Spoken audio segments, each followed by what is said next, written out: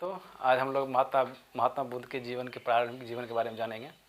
इनके जीवन के परिचय जो कि परीक्षाओं में बार बार पूछे जाते हैं और इनको आज हम बहुत ही संक्षिप्त तरीक़ा से पढ़ेंगे, जो कि परीक्षा में जो पूछे जाते हैं और परीक्षा के बहुत ही महत्वपूर्ण है और उन्हीं के बारे में जानेंगे हम लोग। और इनका जो विस्तृत जानकारी हम लोग देंगे अगले वीडियो में देंगे। आज हम लोग संक्षिप्त तरीक़ा से पढ़ेंगे। इनके जीवन का परिचय इनको हम लोग 3 भाग में बांटे हैं। पहला जन्म, दूसरा गृह त्याग और तीसरा ज्ञान की प्राप्ति। तो आइए दोस्तों देखते हैं पहले इनके जन्म के बारे में पढ़ते हैं। इनका जन्म 563 ईसा पूर्व कपिलवस्तु के लुम्बिनी नामक स्थान पर हुआ था, जो कि नेपाल की तराई में पड़ता है। इनकी माता का नाम महामाया था और इनके पिता जो कि शाकगण के मुखिया थे, उनका नाम शुद्धोधन था।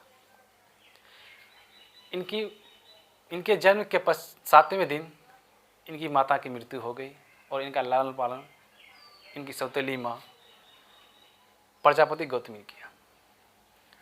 इनका विवाह 16 वर्ष की अवस्था में यशोधरा के साथ हुई और इनसे एक पुत्र की प्राप्ति हुई, जिसका नाम राहुल था। अब लोग दोस्तों देखेंगे गृह त्याग के बारे में। जब गौतम बुद्ध सैर पे निकले तो उन्होंने 4 चीज़ों को देखा था।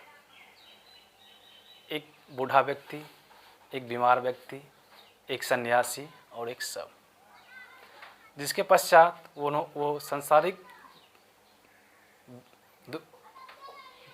दुखों से दुखी होकर 29 वर्ष की अवस्था में गृह त्याग किया। गृह त्याग के पश्चात उन्होंने वैशाली के अलारकराम से सांख्य दर्शन की शिक्षा ग्रहण की। उसके बाद पुनः वो राजगीर के रुद्रकरामपुर से योग दर्शन की शिक्षा ग्रहण की, जो कि इनके द्वितीय गुरु हुए और इनका प्रथम गुरु हो गए अलारकराम। जब वो गृह त्याग किए उसे बौद्ध धर्म में महाभिनिषी कर्मन कहा जाता है। इनकी मृत्यु 483 ईसा पूर्व कुशीनगर देवरिया उत्तर प्रदेश में हुआ। बौद्ध धर्म में मृत्यु को महापरिनिर्वाण कहा जाता है। आइए दोस्तों देखते हैं उन्हें ज्ञान की प्राप्ति कैसे हुई, क्या किए, कैसे किए। 6 वर्षों की कठिन तपस्या के बाद 35 वर्ष की अवस्था में उन्हें ज्ञान की प्राप्ति हुई। ज्ञान प्राप्ति के बाद गौतम बुद्ध कहलाए और एक और उनका नाम है तथागत, वो भी कहलाए। उन्होंने अपना पहला उपदेश सारनाथ में दिए।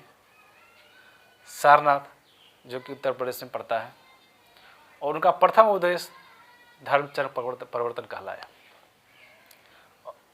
और उन्होंने सबसे अधिक जो उपदेश कौशल देश की राजधानी श्रावस्ती में दी। तो इसका द्वितीय पाठ हम लोग दोस्तों अगले भाग में देखेंगे और विस्तृत से देखेंगे।